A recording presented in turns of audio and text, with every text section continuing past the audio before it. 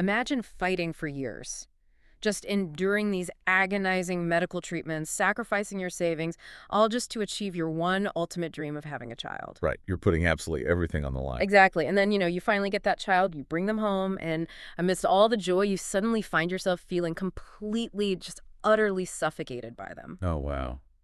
That is a dark shift. It is. You feel this overwhelming despair. You have this desperate wish to just escape the very thing you just fought so incredibly hard to get. I mean, that sounds like a total system failure, doesn't it? It sounds almost impossible to reconcile. It really does. Well, welcome to the deep dive. Today, we are looking at a question that is probably hovering in your group chats right now, or, dominating your social media feeds. And definitely keeping people up in those quiet, anxious moments of reflection. For sure. And that question is, do I start a family? It is arguably the ultimate life-altering choice. And it's one that seems to be causing a truly unprecedented amount of anxiety for this current generation. People are agonizing over it. Yeah, they really are. They're analyzing this decision with the intensity of a corporate merger. So, to help you navigate this massive question, we are grounding today's deep dive in a deeply revealing piece from Psychology Today. It's written by psychotherapist Dr. Margo Lowy. And she has some incredible insights. She really does. Now, I want to be incredibly clear right out of the gate here. This article isn't just a parenting manual. Not at all. Right. It's way deeper than that. Yeah, it is a profound, unvarnished look into the human brain. It examines how we process massive, irreversible choices. Which is something we all struggle with, parents or not. Exactly. Our mission today is to rescue you from that paralyzing, exhausting search for a perfect, regret-free path. We want to give you a completely different mental framework for making big decisions of any kind. I love that mission. Okay, let's unpack this. Because, to understand why this specific question of having children feels so uniquely paralyzing today, we have to look at the history. We have to recognize that the fundamental nature of the choice itself has shifted. Yeah, that historical shift is the foundational context for all of this anxiety we are seeing. How so? Well, if you look back, say, to the days of our grandmothers and great-grandmothers, having children was largely what Dr. Lowy describes as a fait accompli. Basically a done deal. Exactly. It was simply a given reality. I mean, before the era of widespread, reliable contraception, and before these massive shifts in women's roles in the workforce, the path was heavily predetermined. Right. You reached a certain age, you partnered up, and biology just took its course. Yeah, the cultural and biological momentum just carried you forward. So the default setting was basically already locked in for you. Pretty much. You weren't staring at a sprawling menu of endless, equally valid life paths, agonizingly debating the merits of each over brunch. No, you weren't, which meant that you didn't have to carry the existential weight of the decision itself. That makes total sense. Today, thanks to tremendous medical advancements and hard-won societal shifts, it is a conscious, deliberate choice. Which is amazing. It is. Having that choice is, objectively, a monumental form of freedom. But we often forget that total agency brings an incredibly heavy burden. Because now it's all on you. Exactly. When you have complete control over a loaded, permanent, life-altering decision, the pressure to optimize it, to somehow guarantee you are getting it 100% right, becomes completely immense. You are solely responsible for the outcome. You are. And when we feel solely responsible, we desperately scramble for certainty. Dr. Lowy illustrates this brilliantly with a story about a conversation she had late last year. This story really stuck with me. Yeah, it's wild. So an intelligent young woman reached out to her. She was an influencer with thousands of followers. Okay. But this young woman wasn't looking to have a nuanced exploration of psychotherapy or, human development. No, she definitely wasn't. She was hunting for a definitive binary answer. She just kept steering the entire conversation back to a single relentless question. She kept asking, will I regret the decision to have children? She was demanding a fortune teller. Yes. Not a therapist. Yeah. She really just wanted a simple yes or no. She wanted the therapist to do all the heavy lifting for her. Because think about it. If Dr. Lowy acts as the ultimate authority and says, yes, absolutely do it, it's wonderful, and then it goes poorly. The influencer has someone to blame. Exactly. She essentially wanted a lifetime warranty against buyer's remorse applied to a human life. Wow. When you put it like that, it sounds crazy. It does, but honestly, it makes sense why she expects that. Modern culture conditions us relentlessly to believe in the clean path. Oh, absolutely. We are sold this idea that if we just optimize our morning routines or find the right life hack or consume the right data, we can engineer our way out of negative feelings entirely. What's fascinating here is the underlying psychology driving that influencer's demand. Tell me more about that. Well, Dr. Lowy breaks down what this young woman was really fearing when she brought up maternal regret. It wasn't just a vague, passing sense of FOMO, It was deeper than that. much deeper. This influencer was preemptively trying to manage incredibly dark, terrifying feelings of entrapment. That sounds intense. It is. She was looking down the barrel of a potential loss of freedom, anticipating a barrier to her own joy, and fearing a fundamental threat to her core identity. So she was scared of losing herself. Exactly. She essentially wanted Dr. Lowy to mathematically prove that she could survive her own regrets before she was willing to make the leap. She wanted to eliminate the risk of ambiguity altogether. But trying to solve the emotional puzzle before you even open the box, I mean, that completely ignores how human beings actually function. It really does. You can't hack human emotions. Right. It's easy for someone to demand a clean, uncomplicated slate from a professional in a quiet office. But what makes Dr. Larry's response so incredibly powerful is that she isn't speaking from some detached ivory tower. No, she actively lived this. She did. She puts all her own cards on the table in this piece. And she is exceptionally transparent about her own journey. She really holds nothing back. She states openly that she always, fundamentally, wanted to be a mother. Having children was essential to her sense of being, to the point where she considers them the most significant gift of her entire life. And it wasn't an easy path for her either. Not at all. She outlines a devastating years-long battle with secondary infertility just to complete her family. She describes the memories of that medical and emotional struggle as some of the most devastating of her life. It was a profound struggle. So as a reader, you take that all in and you think, okay, this woman achieved her ultimate hard-fought dream. Right. She is the definitive poster child for zero regrets. She is going to tell this influencer that the struggle makes it all worth it and it's nothing but sunshine. But she doesn't do that. She completely pivots. She does. She immediately shatters that expectation with a stark, bitter truth about her own lived reality. What does she admit? She admits that despite this profound, desperate desire to have children, the actual daily act of mothering has brought her to the absolute edge of her sanity. That is so raw. It is. She writes, point blank, that there have been times when she's been unhinged with worry, despair, and torment. Okay, I have to stop and wrestle with this for a second because this is where my brain starts to glitch a little bit. I know, it's a lot to process. It is. How can someone whose deepest desire in the world was to have a child, who spent years fighting biology and medicine to get there, still feel despair and torment? It seems contradictory. It really does. I think about it like landing your absolute dream job, like the one you went to grad school for, the one you networked for years to get. Right, the ultimate goal. Yeah. And you finally walk into the building on day one, and by day two, you are crying in the bathroom, feeling totally trapped. We usually interpret that as a massive mistake. Okay. A sign we chose wrong. Exactly. So how does Dr. Lowy experience both profound gratitude and total torment without it meaning she failed?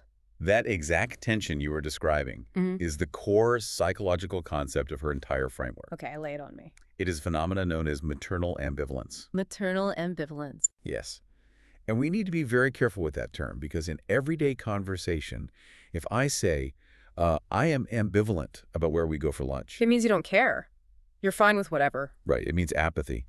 But in clinical psychology, ambivalence means something incredibly potent. It's totally different. Completely. Maternal ambivalence is the acceptance that multiple, overwhelmingly powerful, and completely contradictory feelings exist simultaneously. So it isn't a seesaw. No, it's not. It's not a dynamic where if your love goes up, your frustration naturally goes down. Got it all. Think of it more like a massive soundboard in a recording studio. Okay, I like this analogy. So the volume slider for overwhelming, indescribable love is pushed all the way up to a 10. Right. But the slider for total exhaustion and suffocation is also pushed all the way to a 10 at the exact same time. Oh, wow. So the speakers are just blown out. Exactly. You can look at your child and feel a love that physically aches, and in that same breath, feel an intense, desperate urge to run out the front door and never come back. Experiencing both at 100% capacity. Yes. Which sounds exhausting, honestly, but also incredibly validating. It is validating, yeah. Because the crucial takeaway from Dr. Lowy's work is that these troubling feelings, the urge to run away, the despair, the feeling that you've ruined your life, they actually hold inherent value. They do. They're an expected mechanism of the experience. Right. They aren't a red flag that you are fundamentally broken or that you're a toxic parent. No, they are a sign of deep attachment and the massive psychological reorganization that parenting demands. That makes a lot of sense. When you love something so fiercely that its well-being dictates your own, of course it feels suffocating. The vulnerability is terrifying. That concept completely dismantles the young influencer's whole premise, doesn't it? It shatters it. If we accept that this intense, agonizing ambivalence is just a natural feature of the human operating system, we have to entirely change the vocabulary we use to make decisions. We really do. We have to strip away the illusion that a clean, pain-free choice exists, and instead look directly at the brutal reality of trade-offs. And Dr. Lowy does not sugarcoat those trade-offs. Not one bit. She forces the reader to confront the concrete mechanisms of what choosing yes actually entails. She lays it out with startling clarity. She really does. I mean, if you say yes to having a child, you are signing a contract for unimaginable, relentless daily sacrifices. The autonomy you previously enjoyed is instantly vaporized. Poof. Gone. You lose the ability to just, grab your keys and leave the house on a whim. Exactly. Every single action, from going to the grocery store to planning a major career move, now requires factoring in the survival and emotional needs of a highly dependent human being. The spontaneous version of your life is permanently gone. And it is entirely irreversible. That is the incredibly heavy, tangible weight of the yes. Yeah. It is a daily surrender of the self. Yeah. But we have to actively balance the scales here. Okay, let's balance them. Because the human brain is very good at romanticizing the path not taken. Oh, we are experts at that. We are. The decision to forego having a child, to confidently say no, carries its own profound built-in grief. So the no is heavy, too. Very heavy. If you say no, you absolutely maintain your financial freedom, your geographic mobility, and your silence. Which all sound great. They do. Huh. But you also permanently forego what Dr. Lowy describes as the indescribable intensity of maternal moments of love. Wow. You miss out on a specific depth of human connection and biological bonding that simply cannot be replicated in any other dynamic. It's a realization that hits you like a ton of bricks. It really is. We basically all walk around carrying the ghosts of our unlived lives. If we connect this to the bigger picture, this was the fundamental flaw in the young influencer's logic. How do you mean? She believed that regret was a penalty you only paid if you made a mistake. Like it was a punishment for choosing wrong. Exactly. She thought that if she just gathered enough data, weighed the pros and cons meticulously enough, she could thread the needle and find the one path that bypassed regret entirely. Like a life hack. Right. But the psychological reality Dr. Lowy presents is that both paths are constructed with regret as a load-bearing wall. So it's built into the foundation. Yes. There is no version of this timeline where you do not eventually mourn the path you walked away from.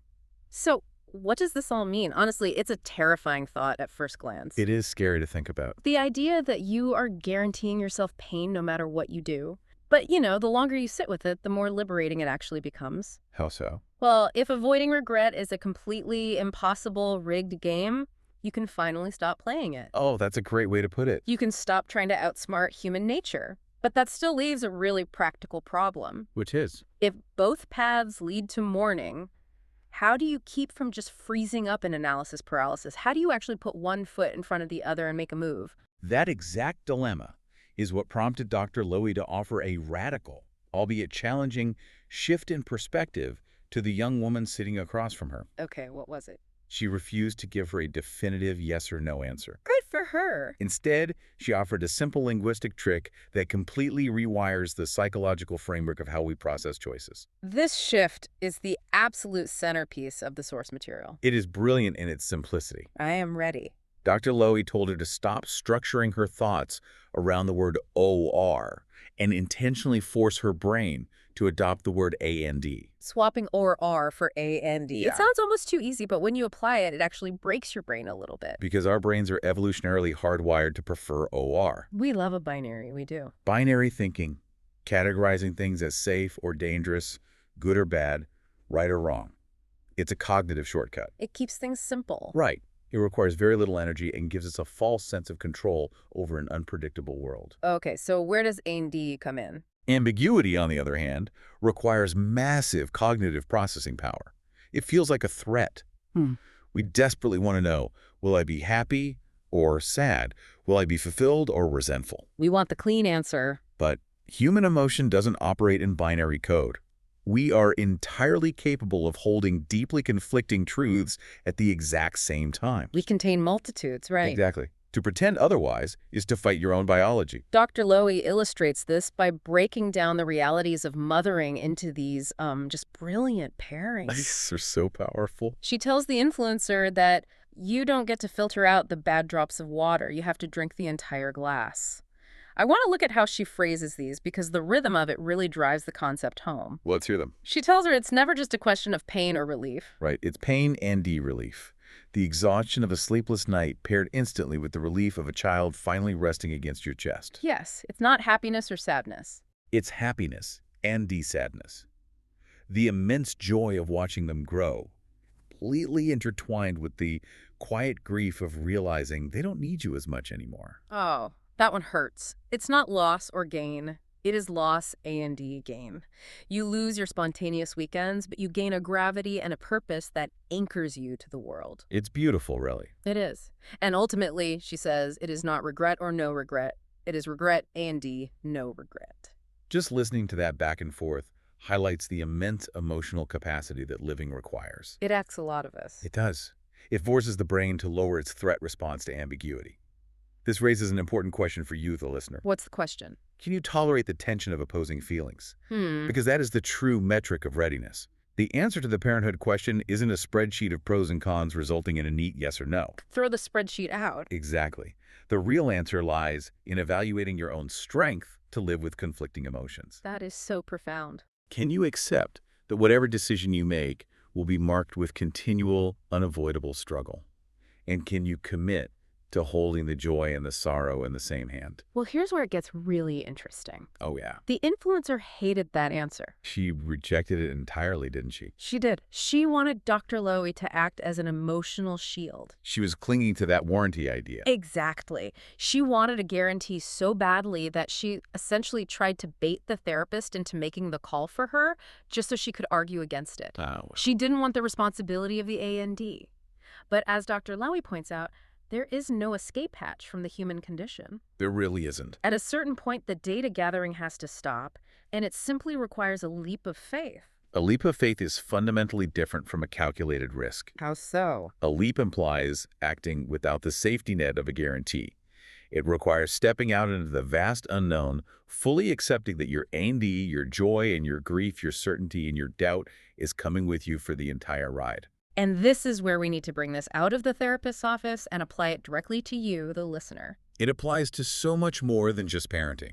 It really does, because while Dr. Lowy's article is specifically addressing the agonizing, highly specific question of starting a family, this mechanism forcing your brain to replace or with A&D is a vital tool for literally any massive crossroad you are standing at right now. So true. Maybe you aren't debating having kids at all. Maybe you are agonizing over leaving a secure job to start a business. Or moving across the world away from your aging parents. Right.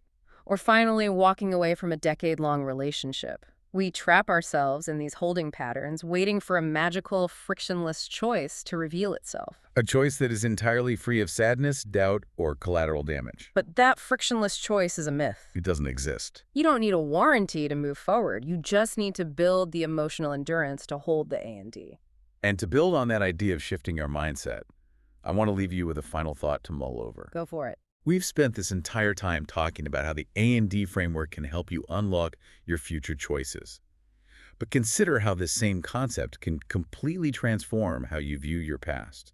Oh, looking backward. Yeah, we spend immense amounts of energy looking backward, beating ourselves up over paths we didn't take. I know I do. We treat our lingering regrets as proof that we somehow failed at life. Like we took a wrong turn somewhere. Exactly. But if we accept that regret is a built-in feature of every meaningful choice, we can finally forgive our past selves. That is incredibly freeing. What if the presence of regret in your life isn't a red flag that you ruined everything? What if it's something else? What if those sharp, sudden feelings of loss for the life you didn't choose are simply beautiful, unavoidable proof that you were brave enough to make a real choice at all? Regret not as a symptom of failure, but as a badge of courage. A badge of courage. Yeah. That completely changes the shape of the memories we carry around. It really does. So the next time you find yourself paralyzed, staring down a massive life decision and desperately searching for a clean, guaranteed path, Remember that you aren't shopping for a refrigerator. you are not. You are stepping into the messy, contradictory, deeply profound reality of living. Stop fighting the ambiguity. Embrace your ambivalence, hold the A and D, and keep exploring. Thanks for joining us on this deep dive.